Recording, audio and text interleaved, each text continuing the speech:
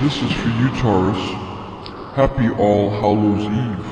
Welcome to the Archangel Masquerade Ball, where we turn the grotesque into the ridiculous. I'm the Archangel Ave sitting in this month to give you a grin.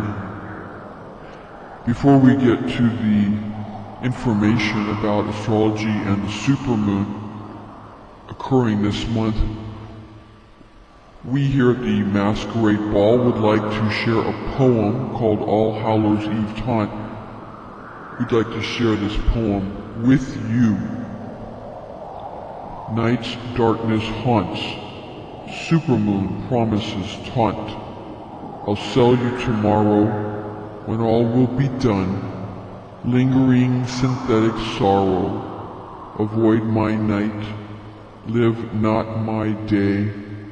Resist complaint, complex imaginings, passion, coldly, faint.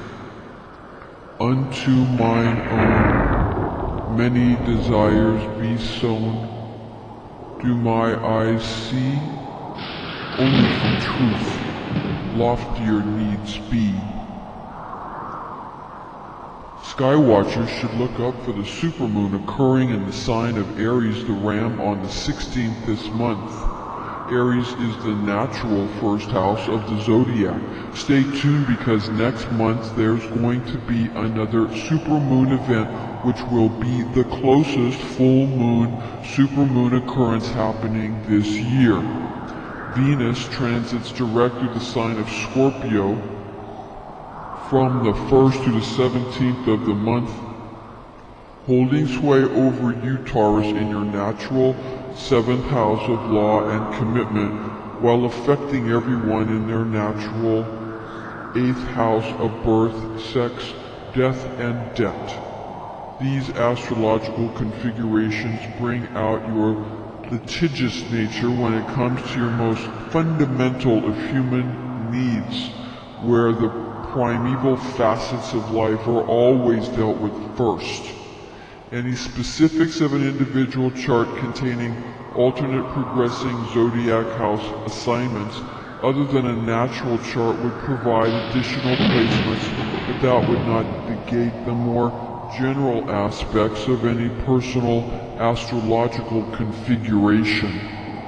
Venus will ingress into the sign of Sagittarius on the 18th of the month, maintaining a direct transit influencing you in your natural 8th house of birth, sex, death, and debt. This state of affairs influences everyone in their natural 9th house of life, path, meaning people will get very serious, and so will you, so be aware of that.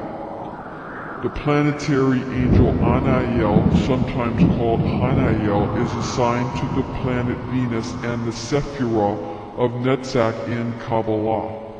Among the order of the Elohim, this attribute of God is evoked using the god name of Yahweh Sabaoth, or Yod-Ke-Vav-Ke Tsabaoth.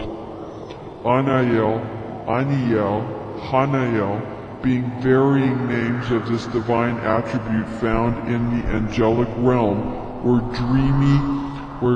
desires in general and a specific desire of victory is found in Netzach through this angel is known as the beauty of God comes through, or the grace of God emanates.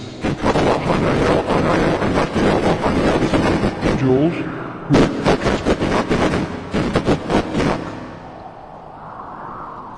The Hebrew Book of 3 Enoch, or Book of Enoch by R. Ishmael ben Elisha, the High Priest, Chapter 17. The princes of the 7 heavens of the sun, moon, planets, and constellations, and their suites of angels. R. Ishmael said, Metatron, the angel, the prince of the presence, the glory of all heavens, said to me, 7 are the princes, the great, beautiful, revered, wonderful, and honored ones who are appointed over the 7 havens. Important information is usually found in footnotes, such as then came H.O.A.F.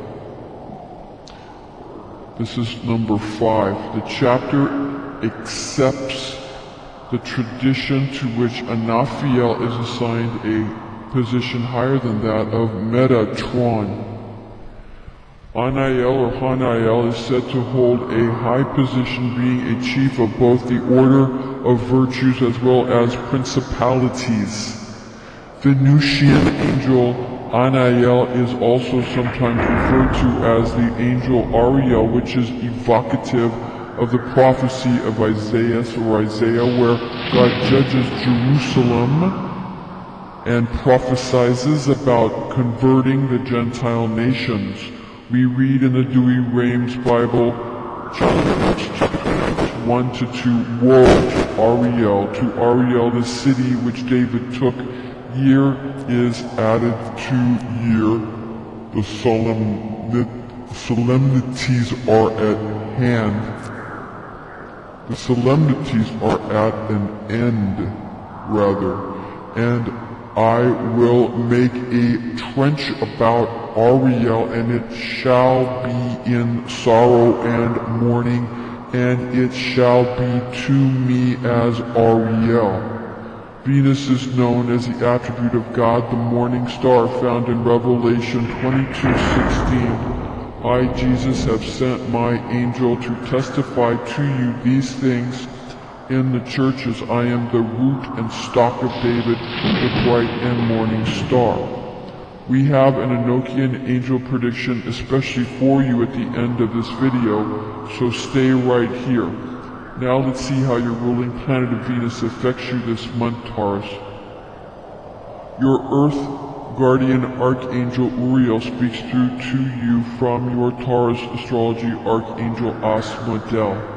This is an angelic horoscope transmission from your Taurus zodiac angel A.O.L, who resides over the bull's fixed Earth, and here are his messages for you in love, money, and health. A.O.L's love, rapture, and romance transmission. This month your relationships will be all about the need to leave your mark upon everyone, making sure to have the last word. Don't become alarmed when those you have friendly conversations with come up with ideas that might seem shocking to you because they go against your sentimental sensibilities. Keep in mind that any mental construct, when taken to extremes, begs the question of why? Curious types are often holding on to yesterday's news, of which they quickly let go when their questions are answered with a generously blunt spirit. News is sometimes, but not always, broadcasted for the purpose of increasing business opportunities, therefore not always true. A.O.L's money and wealth transmission. Adventures in money through risky business ventures are the topic of much heated debate this month. Type A personalities want contracts with those who have the ability to increase their future prospects for becoming prosperous, popular, and held in high esteem. Leverage is what is necessary to grease the wheels of anything that seems stuck in the mud at this time. A.O.L's health and fitness transmission. Your down-to-earth nature is appreciated when it comes to people who seek your advice for any kind of health or fitness goal. Outcomes are easily attained when one simply does what one's chosen healthcare professional or fitness coach instructs. It's simple. If you want to improve your health, you must reduce stress, pace yourself, and follow predetermined routines. Even those who compete at high-level sports must follow the instructions of a coach to be able to allow the body to perform feats of strength and then allow some time for recuperation of the muscles, respiratory, and circulatory systems. This month's Enochian angel prediction. Angelic realms in tune with amethyst gemstones unleash healing frequencies during any meditation or ritual pathworking this month, calling upon the inner aspects of richness, happiness, and vibrancy to increase richness of life energy. For the disclaimer, high magic can be dangerous. This transmission and broadcast is intended exclusively for entertainment purposes. For the meditation this month, you need to focus on the light. The light is all important this month. A darkness is coming over the earth, especially in 2016 and on into 2017, because of the expansion of the universe. Everything is getting further and further away. Singularity points are getting more and more distance from each other. Therefore, finding new ways to communicate and making sure that you continue to communicate by wanting to give to others and bestow to them during this time, and to be a light shining in the darkness is all important during this time. You need to guard the light you have inside you. Even though you might think it's small, it's growing. The light is growing inside you, because now there's the expansion of the universe is pulling the need for that light to be bigger within you, and your ability to bestow to be bigger within you. Once you realize you have the same needs as everyone else, and you've begun to take on within yourself and realize that all their desires are your desires and within you, and then as you fulfill all your needs with the knowledge that we are all one, then everybody's needs become fulfilled, and you become someone who is a son of God, having the same form as the Creator and the creative force. Remember to chant your divine tone of I have, or try out the higher aspect of simply meditating on the quality of having. And be wise, be well, be all you are meant to be, Taurus. Ephemeris information calculations for Eastern and Greenwich Mean Time. First, Eastern Daylight Time, the full moon on the 16th of October 2016 at 12:22 a.m., 23 degrees Aries, 14 minutes. That's your supermoon. The new moon on the 30th of October 2016 at 1:38 p.m., 7 degrees Scorpio, 43 minutes. Greenwich Mean Time has two new moons. First, the 1st of October 2016 at 12:13 a.m. at 8 degrees Libra, 15 minutes. Full moon is on the 16th of October 2016 at 4:24 a.m., 23 degrees Aries, 14 minutes. That's your supermoon. The second new moon is on the 30th of October 2016 at 5:39 p.m., 7 degrees Scorpio, 44 minutes. Happy Halloween. Because of the supermoon and all of the astrological configurations this time, this month, this year,